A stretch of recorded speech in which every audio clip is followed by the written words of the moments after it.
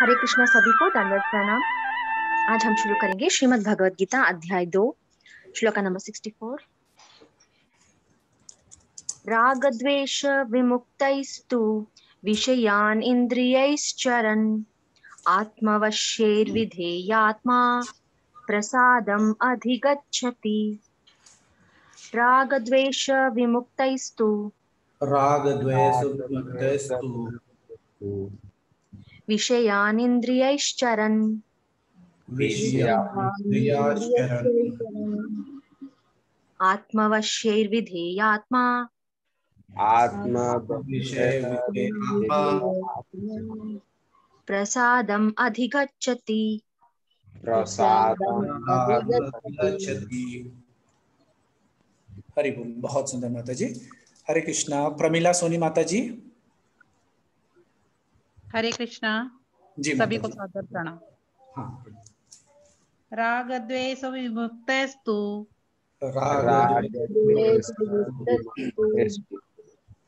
विषयानिन्द्रियैश्चरन् इंद्रियाश्चरन् आत्मवैश्यैर्विधीर्यात्मा आत्मा प्रसादमधिगच्छति। अधिगच्छति। हरे कृष्णा। हरि बोल। बहुत सुंदर माता जी, बहुत सुंदर। रेणु माता जी। हाँ जी। राग देश विमुक्त। हरि बोल प्रभु जी। सभी गीता परिवार को मेरा दंडवत प्रणाम। राग देश विमुक्त विषय इंद्रिय चरण आत्मवश्य विधेयात्मा आत्मा प्रसाद गच्छति। हरि बोल, हरि बोल माता जी। सीमा माता जी, आप रिपीट करवाइएगा।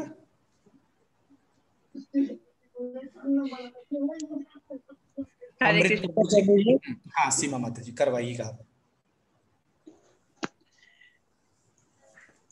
राग द्वेष विमुक्तैस्तु राग द्वेष विमुक्तैस्तु विषयानिन्द्रियैश्चरन् विषयान् इंद्रियैश्चरन्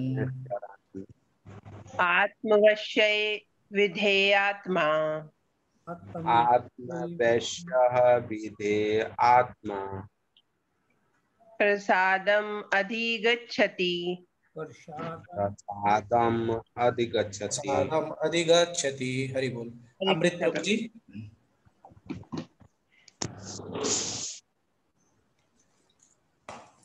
हरे कृष्णा प्रभु जी। हरि बोल। हाँ भैया पढ़िएंगे आप। प्रभु जी, अभी मेरे पापा रास्ते में है, तो क्या मैं पढ़ सकता हूँ? आपको पढ़ना भाई, हम आप ही के लिए बोले हैं, पापा के लिए नहीं। आज आपके लिए था ये। राग देशो विमुक्तैस्तु राग द्वेष विमुक्तैस्तु विषयानि इंद्रियैश्चरन् विषयान् इंद्रियैश्चरन् आत्मवश्य विधेयात्मा आत्मवैधेयात्मा प्रसादम् अधिगच्छति। प्रसादम अधिगच्छति। बहुत सुंदर भैया, बहुत बढ़िया। ये देखिए, ये केवल 7 इयर्स की हो बेटा आप? हनी 6। देखिए इतना सुंदर पढ़ते हैं दोनों बच्चे। अमृत प्रभु के दोनों बच्चे बहुत अद्भुत है, बहुत बढ़िया पढ़ते हैं। हम लोग को बहुत मजा आएगा भैया लोग से सुनने में। और है नी। हरे कृष्णा। हरि बोल। हरि बोल। हरे कृष्णा। बहुत सुंदर बेटा, बहुत सुंदर। जयस और स्तुति, ये देखिए दोनों भाई छोटे आ गए हैं अब, और आप लोग से भी छोटे है नी। आप लोग को सिखाना है। जयस और स्तुति जैसे ये छोटे हैं। हरे कृष्णा। मदन प्रभु जी। हिंदी जी, हिंदी अनुवाद रिपीट करवाइएगा। किंतु समस्त राग तथा द्वेष से किंतु समस्त राग द्वेष से मुक्त एवं अपनी इंद्रियों को संयम द्वारा वश में करने में समर्थ व्यक्ति तस्मै करने में समर्थ व्यक्ति भगवान की पूर्ण कृपा प्राप्त कर सकता है। भगवान की पूर्ण कृपा प्राप्त कर सकता है। प्राप्त कर सकता है। हरि बोल, बहुत सुंदर, हरि हरि बोल। चलिएगा गौरव प्रभु जी, आप अपने को अनम्यूट कीजिएगा। मनीषा माता जी हैं क्या, तात्पर्य पढ़ेंगी या आप पढ़ लीजिएगा? छोटू बदमाशी करेगा इसलिए। हैं प्रभु जी, ये पढ़ लेंगे। दंडवत प्रणाम सबको। हरे कृष्ण। हरे कृष्णा सभी को। तात्पर्य जय श्री श्रीला प्रभुपाद द्वारा। यह पहले ही बताया जा चुका है कि कृत्रिम विधि से इंद्रियों पर बाह्य रूप से नियंत्रण किया जा सकता है, किंतु जब तक इंद्रियां भगवान की दिव्य सेवा में नहीं लगाई जाती तब तक नीचे गिरने की संभावना बनी रहती है। यद्यपि पूर्णतया कृष्ण भावना भावित व्यक्ति ऊपर से विषयी स्तर पर क्यों न दिखे, किंतु कृष्ण भावना भावित होने से वह विषय कर्मों में आसक्त नहीं होता। उसका एकमात्र उद्देश्य तो कृष्ण को प्रसन्न करना रहता है, अन्य कुछ नहीं। अतः वह समस्त आसक्ति तथा विरक्ति से मुक्त होता है। कृष्ण की इच्छा होने पर भक्त सामान्यतया अवांछित कार्य भी कर सकता है, किंतु यदि कृष्ण की इच्छा नहीं है तो वह उस कार्य को भी नहीं करेगा जिसे वह सामान्य रूप से अपने लिए करता हो। अतः कर्म करना या न करना उसके वश में रहता है, क्योंकि वह केवल कृष्ण के निर्देश के अनुसार ही कार्य करता है। यही चेतना भगवान की अहेतु की कृपा है, जिसकी प्राप्ति भक्त की इंद्रियों में आसक्त होते हुए भी हो सकती है। हरे कृष्ण। हरि बोल, बहुत सुंदर मनीषा माता जी, बहुत सुंदर। हरे कृष्णा। हरि बोल। हरे कृष्ण। जी प्रभु, ये काफी इंपॉर्टेंट श्लोका है और ये श्लोका बेसिकली फोकस्ड है कि एक भक्त की स्थिति पे जो कि इंद्रियों में आसक्त होते हुए भी और बाहरी तौर पे विषय स्तर में संलग्न दिखता हुआ भी वो विषय कर्मों में आसक्त नहीं होता है, और वो भगवान की कृपा से ही संभव होता है। ऐसी चेतना विकसित कैसे होती है, और वो एक भक्त की चेतना इस तरह की होती है, यह इसमें बताया है। तो इस श्लोका में जो बात बेसिकली हो रही है वो प्रसादम की बात हो रही है। तो हम इसको कृष्ण प्रसाद भी कह सकते हैं। प्रसादम से सामान्यतः हम लोग जो समझते हैं वो भोग प्रसादम को समझते हैं, भोज्य वस्तुओं के बारे में, कि जो हम भोग लगाते हैं और फिर हम उसको ग्रहण करते हैं, जो भोज्य वस्तुएं होती हैं। लेकिन यहाँ पर प्रसादम का मतलब अलग लार्जर स्केल में है। यहाँ में कृष्ण प्रसादम का अर्थ है इस श्लोका में पर्टिकुलरली वो है ग्रेस ऑफ गॉड, भगवान की से मिली हुई कृपा। किसी भी तरह की वस्तु या परिस्थिति जो भगवान श्री कृष्ण के ग्रेस से हमारी लाइफ में इंट्रोड्यूस होती है वो प्रसादम ही है बेसिकली। तो भगवान की इस कृपा को या भगवान के ग्रेस को हम प्राप्त कैसे कर सकते हैं, तो इसका जवाब इस श्लोका में दिया हुआ है। श्लोका में कहा हुआ है राग द्वेष विमुक्तेस्तु, मतलब हमें राग और द्वेष से अपने आप को मुक्त करने का अभ्यास करना होगा। राग और द्वेष को गिव अप करके ही हम भगवान की मर्सी को जो है वो प्राप्त कर सकते हैं। राग को अगर समझना चाहें तो सरल भाषा में इसको आसक्ति या अटैचमेंट बोल सकते हैं। और बेसिकली अटैचमेंट के दो पहलू होते हैं, जैसे सिक्के के दो पहलू होते हैं वैसे अटैचमेंट भी अटैचमेंट के सिक्के के भी दो पहलू समझ लें।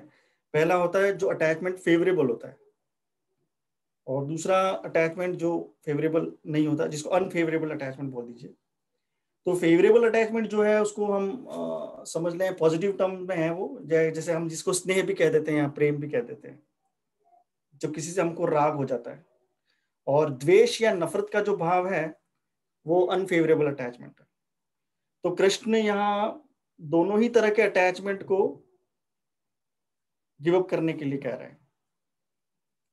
जो पॉजिटिव टर्म में चाहे वो राग हो या नेगेटिव टर्म में वो द्वेष हो, दोनों को ही गिव अप करना होगा। इस श्लोका में ये बताया है, ये प्रोसेस बताया है कि अगर ग्रेस तक पहुंचना है, भगवान की मर्सी तक पहुंचना है, तो you have to follow this path.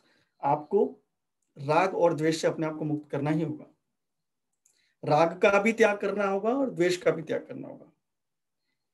द्वेष तो नेगेटिव इमोशन है, हम अच्छे से जानते हैं। द्वेष जिस तरह से हमारे आध्यात्मिक राह पर आगे बढ़ने में हमारी बाधा बनता ही है, हमको सबको पता है, क्योंकि ये तो बहुत ही नेगेटिव इमोशन है। नेगेटिविटी आ गई किसी के प्रति, द्वेष हो गया, जलन हो गया, तो वो तो डेफिनेटली आपको वहीं पे बैरियर बन जाएगा, वहीं पे आपको रोक देगा। आपकी आध्यात्मिक उन्नति हो ही नहीं सकती उस मनस्थिति के साथ। ये तो बहुत ही सरलता से हमको सबको समझ में आता है। लेकिन यहाँ पे ध्यान देने वाली बात यह है कि यहाँ पे जिसको हम राग या स्नेह कहते हैं, वो भी हमारी आध्यात्मिक प्रगति में उतना ही बाधक है। तो भगवान ने यहाँ पे राग और द्वेष के साथ राग को भी छोड़ने का अनुमोदन किया हुआ है। तो राग द्वेष विमुक्तेस्तु के बाद में जो नेक्स्ट है पार्ट श्लोका का, दैट इज विषयांद्रियश्चरण। मतलब विषयांद्रियश्चरण का मतलब हो गया अपनी सारी जो इंद्रियां हैं उनको अपने कॉन्शियस में लेना है, उनको होल्ड करना है, और होल्ड करते हुए उनको संसार के विषयों से अलग करना है या उनसे छुड़ाना है। मतलब उनको इंटरनलाइज करके और फिर स्पिरिचुअलाइज करना है। तो कैसे करेंगे वो, हम कैसे करेंगे उसका जो आंसर है वो नेक्स्ट उस पार्ट में श्लोका के, आत्मवशेर विधेयात्मा। तो यहाँ पे विधेयात्मा शब्द बहुत इंपॉर्टेंट हो गया। विधेयात्मा शब्द का मतलब होता है जो स्वतंत्रता के नियमन है, जैसे नियमित स्वाधीनता पालक जिस अर्थ में दिया हुआ है। तो जो स्वतंत्रता प्राप्त करने के जो नियमन है या जो रूल्स है उनका पालन करना है। तो यहाँ पे ये थोड़ा कंफ्यूजिंग हो गया, मतलब अपने आप में कॉन्ट्राडिक्शन हो गया कि हम स्वतंत्रता प्राप्त करना है तो फिर नियमन की बात कहाँ से आ गई। मतलब जब हम नियमन करना है, हमको यम नियम का पालन करना है, तो कोई स्वतंत्र कैसे हो सकता है। यहाँ पे भगवान कह रहे हैं कि स्वतंत्रता पाने वाले, जो स्वतंत्रता के पालक जो नियम है उनको पालन करना है। अब जब नियम पालन करना है तो स्वतंत्रता कैसी। तो बेसिकली करना क्या है, करना तो यही है कि रेगुलेटरी प्रिंसिपल जो हैं उनको हमको फॉलो करना है। हमारी नॉर्मल समझ तो यही बोलती है कि अगर हम कोई भी रूल को अगर फॉलो करने के लिए हमको दे दिया जाए तो वो हमारी फ्रीडम के साथ में सेक्रीफाइस हो गया। ये हमारी नॉर्मल बेसिक अंडरस्टैंडिंग होती है मटेरियल लाइफ में। अगर मेरे ऊपर कोई रूल और रेगुलेशन इम्प्लीमेंट कर दिया गया तो मैं फ्री तो मैं अपने आप को फ्री नहीं मानूंगा, क्योंकि मुझे तो उन रूल रेगुलेशन के हिसाब से चलना हो गया, तो मेरी फ्रीडम कहाँ गई। लेकिन वास्तविकता जो है, जो रियलिटी है, वो इसके ठीक विपरीत होती है, एग्जैक्टली अपोजिट। अगर इसको समझने का प्रयास करें हम तो डीप में, तो फॉर इंस्टेंस जैसे हम रोड पे ड्राइव कर रहे हैं तो हमको क्या करना होगा, हमको जो भी ट्रैफिक रूल हैं, जो कंसर्न अथॉरिटी ने जो ट्रैफिक रूल बता रखे हैं उसको हमको फॉलो करना ही होगा। मतलब क्या है, जैसे सिग्नल पे गया तो रेड पे आपको रुक जाना है, ग्रीन सिग्नल हुआ तो आप चल दीजिए।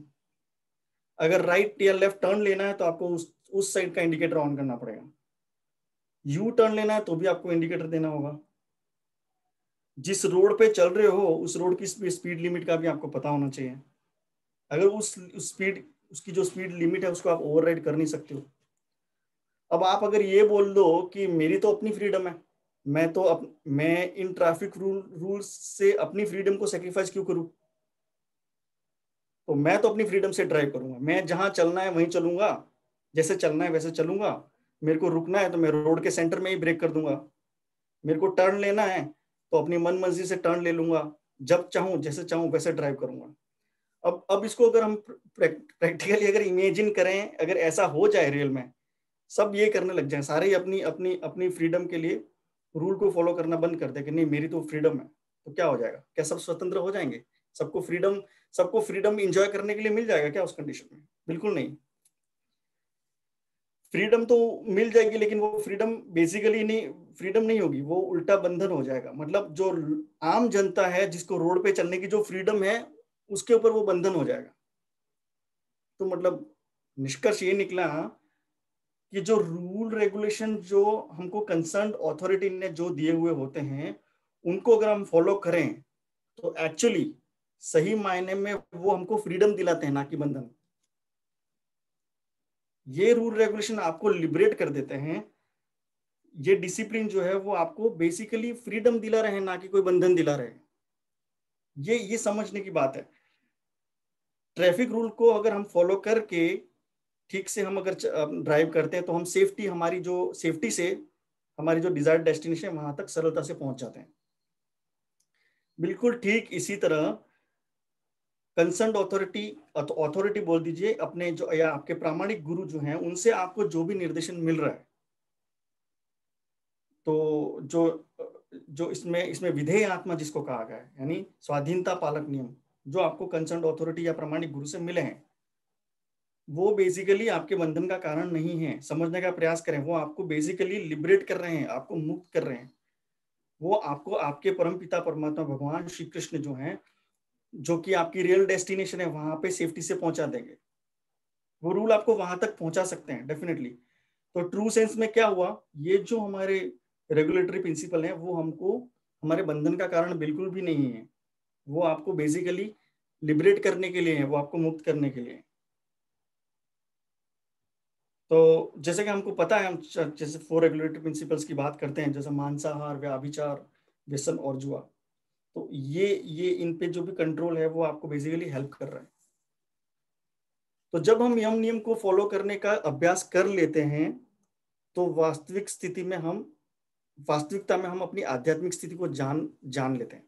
जब हम यम नियम को फॉलो करने के अभ्यास की कंडीशन में आ जाते हैं तो हम अपनी आध्यात्मिक स्थिति को अच्छे से जान लेते हैं। जैसे सारे भौतिक पदार्थ जो हैं, जो सारी भौतिक वस्तुएं हैं, रिश्ते नाते जो हैं, या कोई भी व्यक्ति आपके लाइफ में है जो आपके दुख, मतलब कोई भी वस्तु, स्थिति, परिस्थिति, पदार्थ, रिश्ते नाते, एवरीथिंग जो कुछ भी इस मटेरियल वर्ल्ड में है, वो बेसिकली आपके भौतिक कल्मश का कारण है। वो वास्तव में आपके दुख का कारण है, बनता ही है 100%, किसी न किसी स्टेज में जाके बनता ही है। आइदर आप राग के ट्रैप में आ जाओगे या फिर द्वेष के ट्रैप में आ जाओगे, और कहीं ना कहीं आपको उसका रिजल्टेंट एज एन दुख ही मिलना है। और हमारी आत्मा क्या है, हमारी आत्मा जैसे कि हम पहले समझते आए हैं, प्रभु लोगों ने हम लोगों को बताया, समझाया कि हम जो है, आत्मा इज अ पार्ट ऑफ परम या परमात्मा, और परमात्मा इज सच्चित आनंद। तो सिंस जो आत्मा है वो परमात्मा जो कि सतचित आनंद है उसका पार्ट है, तो जो आत्मा है उसका जो नेचुरल, उसका जो स्वभाव है वो आनंदित होना है। आत्मा स्वभाव से ही आनंद में रहना चाहती है। और होता क्या है, भौतिक जगत में हमको ये परिस्थितियां और ये वस्तुएं सब, ये वो इसका जो कल्मश है वो हमको डेली बेसिस पे दुख को भोग कराता है। तो फिर आत्मा की आवाज आती है, वो कहती है कि मुझे इस दुख से मुक्त कराओ। और उस आत्मा की आवाज को जो मेडिटेट करते हैं, जो ध्यान करते हैं, जो साधना करते हैं, और जो अपने आप को फोकस करते हैं, अपने आप को इंटरनलाइज करते हैं, वो अपनी आत्मा को आवाज को सुन पाते हैं। वो आत्मा कहती है कि मुझे इस दुख के चक्र से मुक्त करा दो, जन्म मृत्यु और जरा और व्याधि के चक्र से मुझे मुक्त करा दो। आत्मा यही चाहती है, क्योंकि बेसिकली आत्मा सच्चिदानंद का पार्ट है और उसको आनंद चाहिए। वो आनंद को पुनः प्राप्त करना चाहती है और उसमें वापस समा जाना चाहती है। तो जैसा कि भगवान स्वयं कृष्ण इस श्लोक में बता रहे हैं कि आत्मा की इस स्वतंत्रता को अटेंड करना है तो फिर क्या करना होगा, वो भी इस श्लोक में, मतलब इस श्लोक में बहुत इंपॉर्टेंट है। इसमें आगे से आगे उसके आंसर्स भी मिल रहे हैं। तो बताया भगवान ने यहाँ पे कि अगर आपको इस स्वतंत्रता को अटेंड करना है तो आपको रेगुलेटरी प्रिंसिपल जो है उनको अडॉप्ट करना होगा, डेली लाइफ में उनको अप्लाई करना ही होगा। तो उसको ही बोला है यहाँ पे आत्मवर्ष्य विधेयात्मा। एक बारी के लिए हम आध्यात्मिक उन्नति की बात ना भी करें और मटेरियल लाइफ पे भी फोकस कर लें, तो कोई भी अचीवर होगा, अपने फील्ड का अचीवर होगा, वो बहुत स्ट्रिक्टली रूल और रेगुलेशन को फॉलो कर रहा होगा। हम किसी भी फील्ड में देख लें, फॉर एग्जाम्पल माइकल फेल्प्स को ले लीजिए, स्विमिंग चैंपियन जो है, तो उसको अपने फिजिकल और मेंटल लेवल पे कितने रूल्स रेगुलेशन फॉलो करने पड़ते हैं। उसको क्या खाना है, कितना खाना है, एक्सरसाइज कितनी करनी है और कब करनी है, कार्डियो कितना करना है, एक दिन में वो कितना अमाउंट ऑफ वाटर इनटेक में लेगा, वो उसका पूरा वेल डिफाइंड रहता है। सारे रूल और रेगुलेशन पहले से इस्टेब्लिश किए हुए हैं, वो बिल्कुल भी डेविएट नहीं करता उससे, तब जाके वो वर्ल्ड चैंपियन बनता है।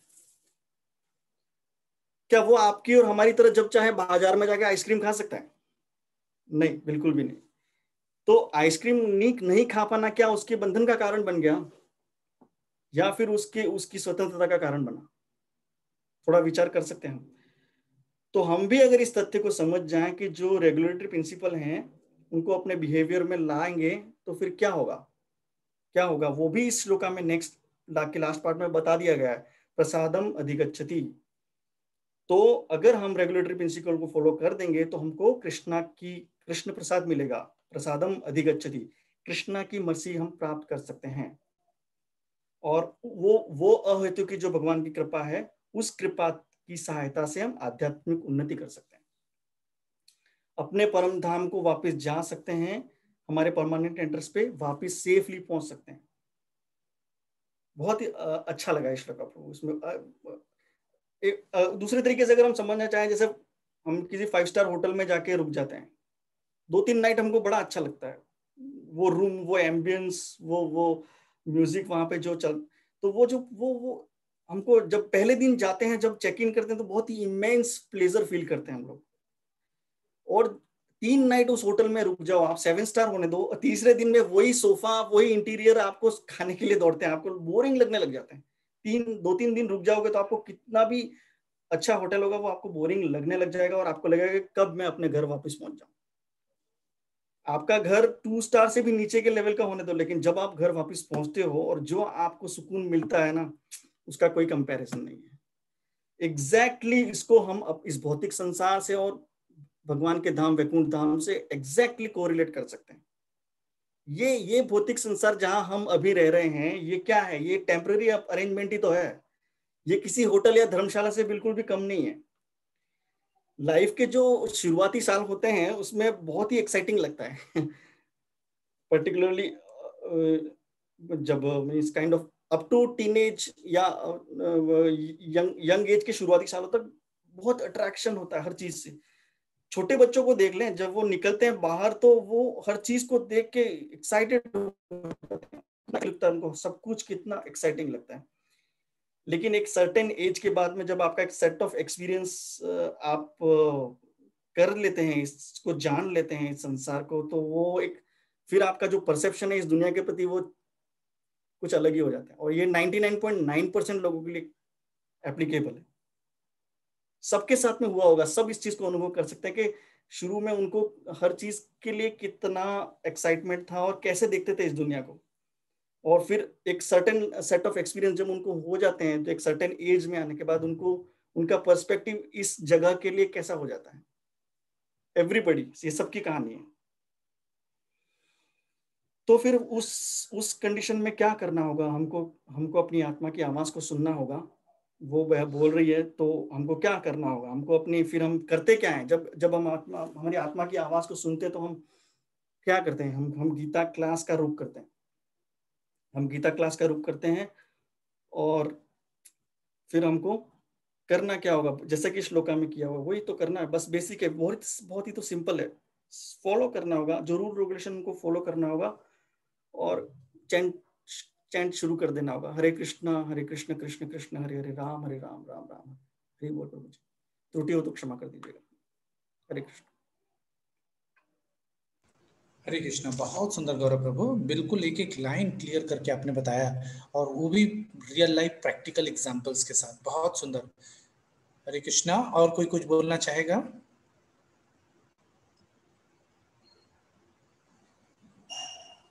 हरे कृष्णा। कोई कुछ बोलना चाहेगा इस पे? बहुत सुंदर श्लोक है। राग तथा द्वेष से मुक्त, है ना? राग और द्वेष से मुक्त कैसे होंगे? तो ये होंगे ही इंद्रियों को संयम करने से। और इंद्रियों को संयम कैसे करना होगा? तो उसको केवल अभ्यास के द्वारा ही हम कर सकते हैं। तो अभ्यास कैसे करेंगे? तो अभ्यास करने का जो सिंपल तरीका गौरव प्रभु ने लास्ट में बताया कि हम हरे कृष्ण महामंत्र का यदि जप करते हैं तो स्वमेव ये जितनी भी इंद्रियां हैं वो सब हमारे वश में हो जाएंगी। बहुत सुंदर। हरे कृष्णा। और कोई कुछ बोलना चाहेगा इस पे? और बहुत सुंदर है। भक्त केवल क्या सिंपल है, क्यों सिंपल है? इतना बोल रहे हैं, इतना टफ है ये, फिर भी सिंपल क्यों है? इसलिए सिंपल है क्योंकि वो यदि भगवान श्री कृष्ण को अपने जीवन के सेंटर पे रखता है, तो यदि अपने सेंटर पे रखता है तो वो जो भी कार्य करता है तो वो उसमें देखता है कि इसमें कृष्ण भक्ति, इसमें कृष्ण कृपा या कृष्ण प्रसन्नता होगी कि नहीं। यदि होगी तो वो करता है, और यदि नहीं होगी तो नहीं करता। देखिए स्वमेव, उसको दबाना नहीं पड़ता, उसको बिल्कुल दबाना नहीं पड़ा, उसको केवल और केवल क्या करना पड़ा, उसको केवल पूछना पड़ा कि भगवान, क्या भगवान इससे प्रसन्न होंगे, क्या मेरी कृष्ण भक्ति इससे बढ़ेगी, यदि हाँ तो कर देता है, और नहीं तो नहीं करता। तो देखिए उसमें वो राग और द्वेष दोनों से विमुक्त हो जाता है। तो ये बहुत सुंदर बात इसमें से निकल के आती है। हरे कृष्ण हरि बोल। और कोई कुछ बोलना चाहेगा कि नेक्स्ट श्लोक ले लें? हरिओम प्रभु। हाँ हरे कृष्णा। या राम कुमार प्रभु जी आप कुछ बोलेंगे इस पे? मैं केवल ये अभी आपने जो कहा कि हरे राम हरे कृष्ण महामंत्र को जपने से सब प्रकार के राग द्वेष जो है विरोहित हो जाते हैं, तो वो कैसे होगा? और जानकारी चाह रहा हूँ। हाँ बहुत सुंदर प्रश्न है, बहुत सुंदर। होता क्या है, हम भगवान के नाम का जब जप करते हैं, हम भगवान के नाम का जब हम जप करते हैं तो धीरे धीरे हमारा चित्त शुद्ध होता है। चित्त कैसे शुद्ध होता है?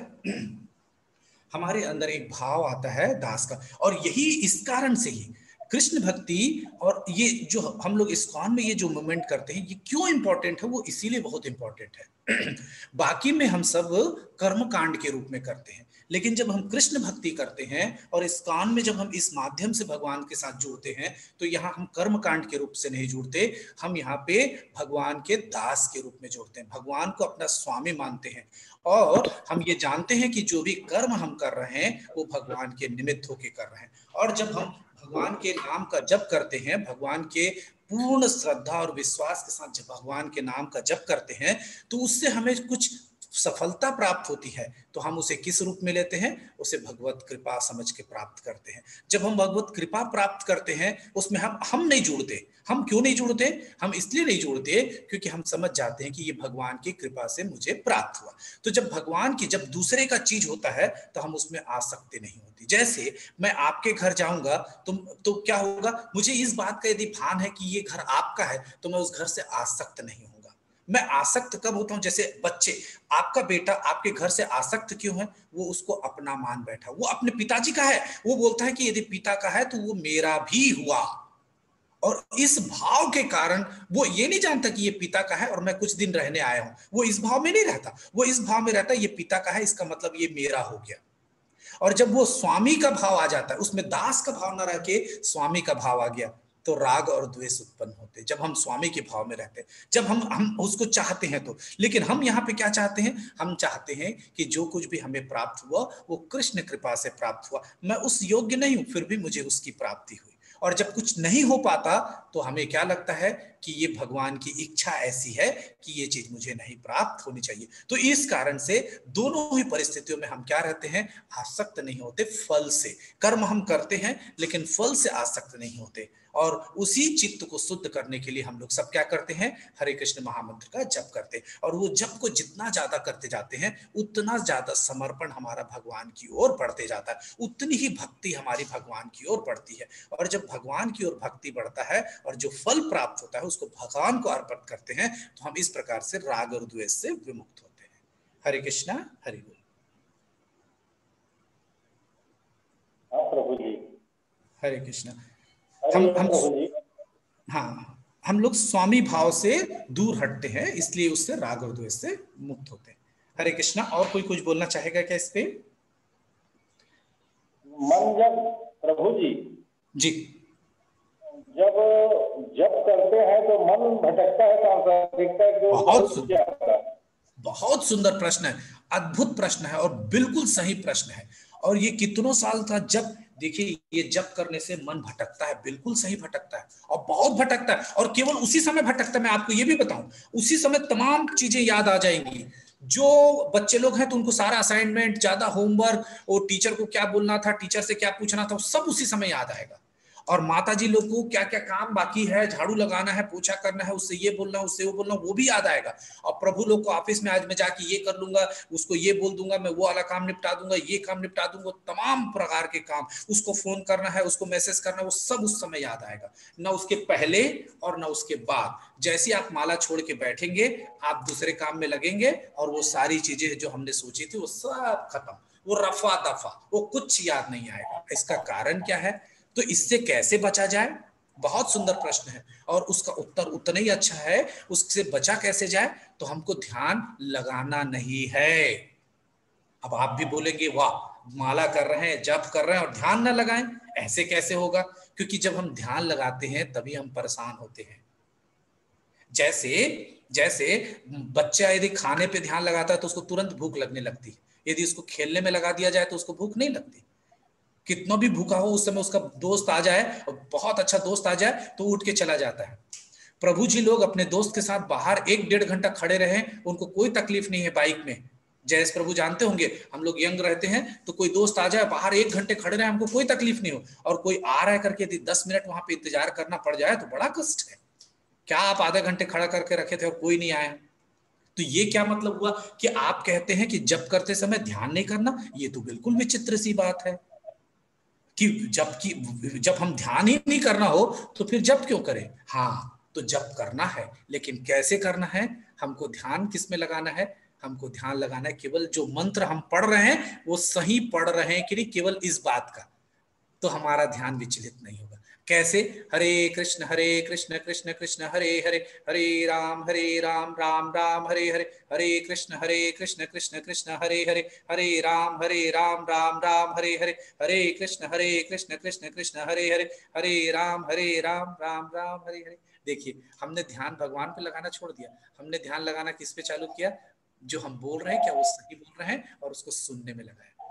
जब हम ऐसा करते जाएंगे, ये शुरू का अभ्यास है, और ये अभ्यास करते करते जब हम इसमें मास्टर हो जाएंगे, जैसे अभी आप बाइक चलाते हैं तो गियर बदलते समय आपको नीचे नहीं देखना पड़ता, लेकिन जब शुरू सीखते हैं तो सबको पता है, जो कार चलाता है वो कैसे देखता है, वो सड़क को देखते रहता है। लेकिन और हम लोग जो बाइक कार चलाते हैं वो स्टीयरिंग भी और मिरर को देखना है, फिर इधर देखना, वो बहुत ध्यान से करते हैं। लेकिन बाद में क्या होता है, एक हाथ से अपने आप स्टीयरिंग भी चलता रहेगा, कौन सा पैर गियर में, क्लच में और ब्रेक में जाना है वो अपने आप मूवमेंट करेगा, कब आपको लेफ्ट मिरर देखना है, कब राइट मिरर, अपने आप हो जाएगा। कब? शुरू में अभ्यास करते हैं। इसी तरीके से हम शुरू में भगवान का ध्यान करने का प्रयास करेंगे तो सो जाएंगे। बहुत लोगों को देखिएगा, हरे कृष्ण कृष्ण कृष्ण हरे, फिर उठते, फिर वो करते हैं। क्यों? क्योंकि वो ध्यान करते हैं। ध्यान करना मतलब क्या है? सो जाना। ध्यान में क्या होता है, 90% लोग सो जाते हैं, आंख बंद कर लेता है। इसलिए क्या करना चाहिए, पूरा आंख बंद करना भी नहीं चाहिए और पूरी आंख भी नहीं खोलनी चाहिए, क्योंकि पूरा आंख खोलते तो विषय वस्तु दिखता है, तो हाफ रखना चाहिए। हाफ रख के शुरू में, ये शुरू के प्रयास है, तो बहुत सुंदर आप हल्का सा आंख खोलें और भगवान के नाम को बोले, और भगवान के नाम को सही बोल रहे हैं कि नहीं, केवल उसको सुनने का प्रयास करें। जब ये लगातार इस प्रकार का प्रयास हम कुछ दिनों तक करेंगे तो फिर धीरे धीरे अपने आप हम ध्यान से उल्टा हो जाएगा। हम फिर ध्यान ना करेंगे तो भी ध्यान हो जाएगा। अभी हम ध्यान लगाना चाह रहे हैं, ध्यान लग नहीं रहा है, और उस समय हम ध्यान ना भी लगाना चाहें तो भी ध्यान हमारा लगने लगेगा, क्योंकि हम भगवान के नाम का जप कर रहे हैं। नहीं तो क्या होगा, हम भगवान की लीलाओं को, भगवान के इसको स्मरण करते जाएंगे और सो जाएंगे, या फिर हमारा ध्यान और कहीं भटक जाएगा। हरे कृष्णा, हरि बोल। जी प्रभु जी, और कोई क्वेश्चन हो तो?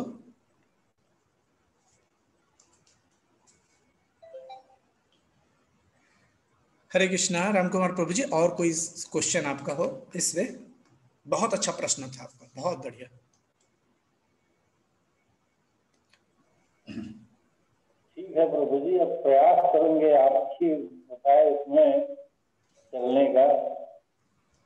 जी जी बिल्कुल, आप कुछ दिन कोशिश कीजिएगा और फिर आप बताइएगा, तो लोगों को भी बहुत सुंदर पता चलेगा कि वास्तव में जो हम लोगों ने बोला है वो उसमें वैसा करने से कुछ असर हो रहा है कि नहीं, ये हम लोग को भी इसका आउटपुट मिलेगा। और ये कब मिलेगा? जब करके देखेंगे, है ना। जैसे हम डॉक्टर के पास गए और डॉक्टर ने बोला कि इसको सवेरे लेना, दोपहर शाम लेना, अब बोले डॉक्टर का तो काम ही बोलने का है, तो दवा नहीं लिए, फिर वो कुछ नहीं हो सकता। लेकिन यदि आपने लिया तो वो बोलते हैं हफ्ते भर बाद आके बताइएगा। हफ्ते भर आके बाद आप बताते हैं कि हाँ जैसा जैसा बोला गया तो वैसा लिए, तो कैसा रिजल्ट आया, नहीं आया तो उसके और क्या कारण है, फिर और इन्वेस्टिगेशन होता है, और यदि ठीक हुआ तो वो डॉक्टर को पता चलता है कि हाँ ऐसा फॉलो करने से ऐसा रिजल्ट आता है, तो नेक्स्ट पेशेंट के लिए वो फॉलो उसको क्या कर देता है, उसको रिफर कर देता है। हरे कृष्णा। हरे कृष्णा। चलिए, और कोई किसी का कोई प्रश्न है या नेक्स्ट श्लोक लेंगे क्या? हरे Krishna. Supraja Mata ji, can you take the next श्लोक?